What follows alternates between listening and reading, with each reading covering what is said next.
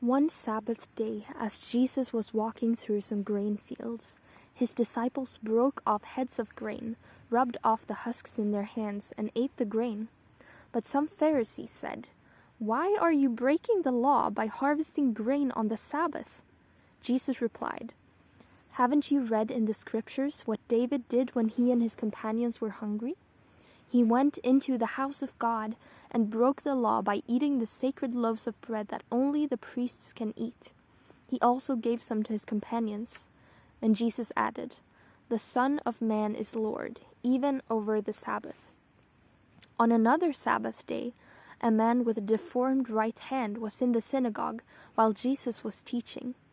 The teachers of religious law and the Pharisees watched Jesus closely. If he healed this man's hand, they planned to accuse him of working on the Sabbath. But Jesus knew their thoughts.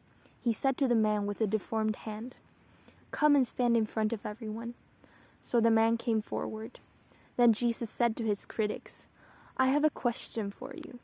Does the law permit good deeds on the Sabbath, or is it a day for doing evil?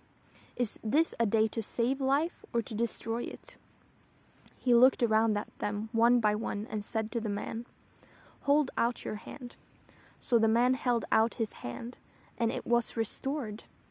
At this, the enemies of Jesus were wild with rage and began to discuss what to do with him. One day soon afterward, Jesus went up on a mountain to pray, and he prayed to God all night. At daybreak, he called together all of his disciples and chose 12 of them to be apostles. Here are their names: Simon, whom he named Peter; Andrew, Peter's brother; James, John, Philip, Bartholomew, Matthew, Thomas, James son of Alphaeus, Simon who was called the Zealot, Judas son of James, Judas Iscariot, who later betrayed him. When they came down from the mountain, the disciples stood with Jesus on a large level area, surrounded by many of his followers and by the crowds. There were people from all over Judea and from Jerusalem, and from as far north as the sea coasts of Tyre and Sidon. They had come to hear him and to be healed of their diseases, and those troubled by evil spirits were healed.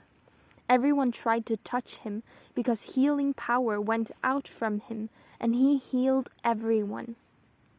Then Jesus turned to his disciples and said, "God blesses you who are poor, for the kingdom of God is yours. God blesses you who are hungry now, for you will be satisfied. God blesses you who weep now, for in due time you will laugh. What blessings await you when people hate you and exclude you and mock you and curse you as evil because you follow the Son of Man. When that happens, be happy. Yes, leap for joy, for a great reward awaits you in heaven. And remember, their ancestors treated the ancient prophets that same way. What sorrow awaits you who are rich, for you have your only happiness now. What sorrow awaits you who are fat and prosperous now, for a time of awful hunger awaits you. What sorrow awaits you who laugh now, for your laughing will turn to mourning and sorrow. What sorrow awaits you who are praised by the crowds, for their ancestors also praised false prophets.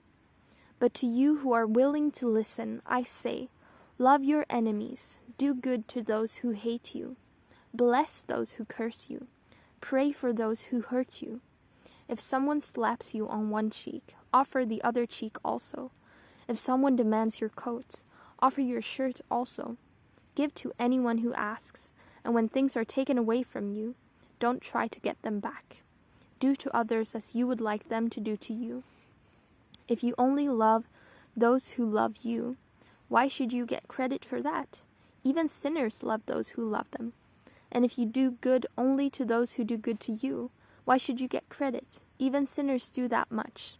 And if you lend money only to those who can repay you, why should you get credit? Even sinners will lend to other sinners for a full return. Love your enemies. Do good to them. Lend to them without expecting to be repaid.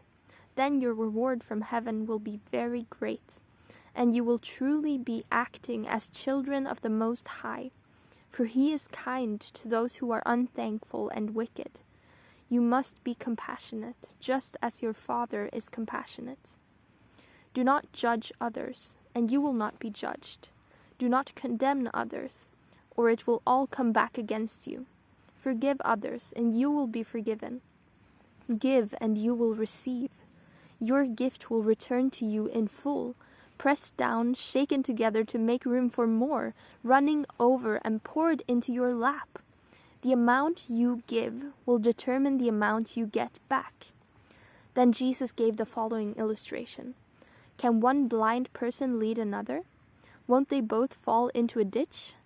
Students are not greater than their teacher, but the student who is fully trained will become like the teacher. And why worry about a speck in your friend's eye when you have a log in your own?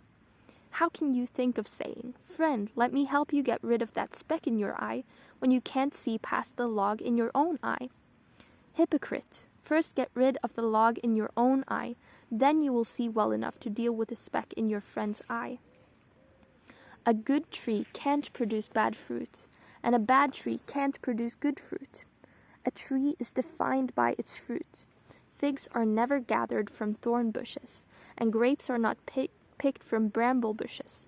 A good person produces good things from the treasury of a good heart, and an evil person produces evil things from the treasury of an evil heart. What you say flows from what is in your heart. So why do you keep calling me Lord, Lord, when you don't do what I say? I will show you what it's like when someone comes to me, listens to my teaching, and then follows it. It is like a person building a house who digs deep and lays the foundation on solid rock. When the flood waters rise and break against that house, it stands firm because it is well built. But anyone who hears and doesn't obey is like a person who builds a house right on the ground, without a foundation. When the floods sweep down against that house, it will collapse into a heap of ruins.